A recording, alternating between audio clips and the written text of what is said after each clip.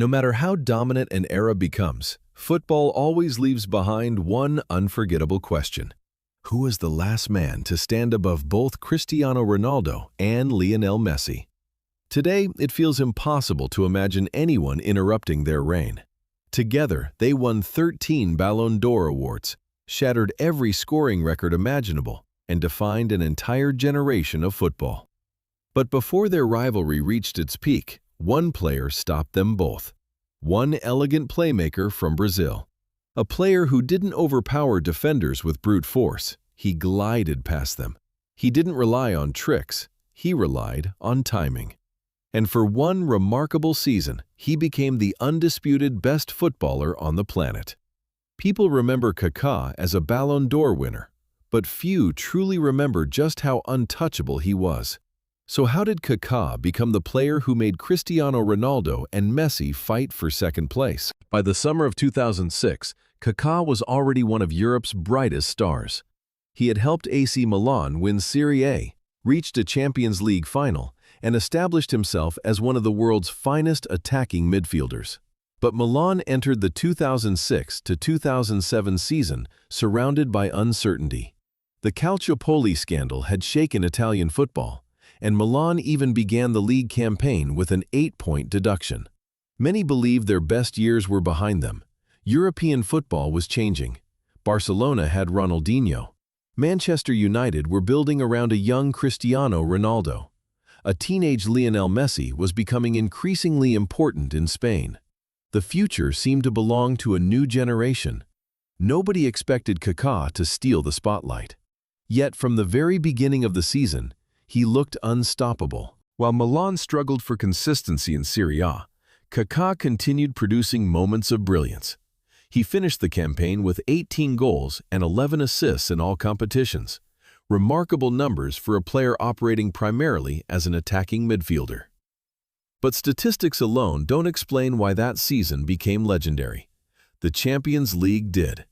As Europe's biggest competition entered the knockout rounds, Kaká elevated his game to another level. Against Celtic in the round of 16, Milan found themselves frustrated for almost 2 full matches.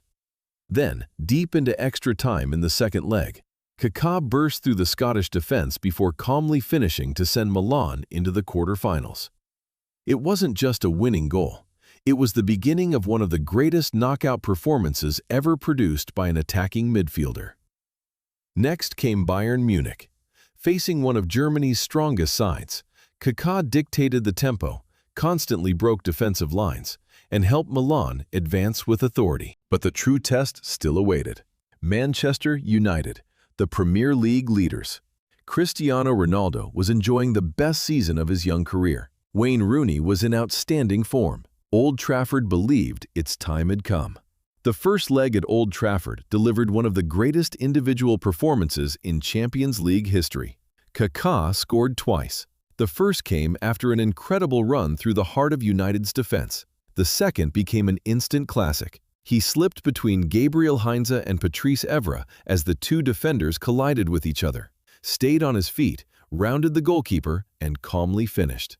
It was football at full speed. Balance, elegance, composure. Even though Milan narrowly lost 3-2, the world wasn't talking about Manchester United. They were talking about Kaká. Manchester United won the first leg, but this guy Kaká at this time was probably the best player in the world, no? At that time, he was the best player without doubt. He was amazing. Without doubt. 1 week later came the return leg at San Siro. With the tie hanging in the balance, Kaká produced another masterpiece. He scored again, constantly carried Milan forward in transition, and led the Rossoneri to a convincing 3-0 victory. Across the 2 matches, he had scored 3 goals against one of Europe's strongest teams. Cristiano Ronaldo was spectacular that season. But over those 180 minutes, there was only one superstar on the pitch. The Champions League final brought an opportunity for revenge. 2 years earlier, Liverpool had completed the miracle of Istanbul after overturning a 3-goal deficit. This time, Milan refused to let history repeat itself. They won 2-1 in Athens. Nice to win a Champions League like that. I'm very happy because in 2005 we lost. in strange way, and now we could win against Liverpool, and I'm very, very happy. Although Filippo Inzaghi scored both goals, Kaká remained the creative heartbeat of the team throughout the tournament, finishing as the competition's top scorer with 10 goals. An attacking midfielder had outscored Europe's greatest strikers. That alone was extraordinary. By the end of the season, the debate over the world's best player had virtually disappeared. Cristiano Ronaldo had won the Premier League. Messi had continued showing flashes of genius for Barcelona. Both looked destined to dominate football for years, but neither had matched what Kaká accomplished in Europe. When the Ballon d'Or votes were counted, the result reflected exactly what football had witnessed throughout the year. Kaká finished first, Cristiano Ronaldo came second, Lionel Messi finished third. For one season, two players who would go on to define an entire era were left chasing a Brazilian who had reached a level neither of them could match. Looking back, Kaká's 2006 to 2007 season included 18 goals and 11 assists in all competitions. UEFA Champions League winner. Champions League top scorer with 10 goals. UEFA Club Footballer of the Year. FIFA World Player of the Year. Ballon d'Or winner. But numbers only tell part of the story. What made Kaká unforgettable wasn't simply how productive he was. It was how effortlessly he dominated the biggest nights. When the pressure increased, he became even better. He didn't disappear in knockout football. He owned it. The images remain timeless. The impossible sprint through Manchester United's defense. The defenders crashing into each other while he kept running. The calm finishes.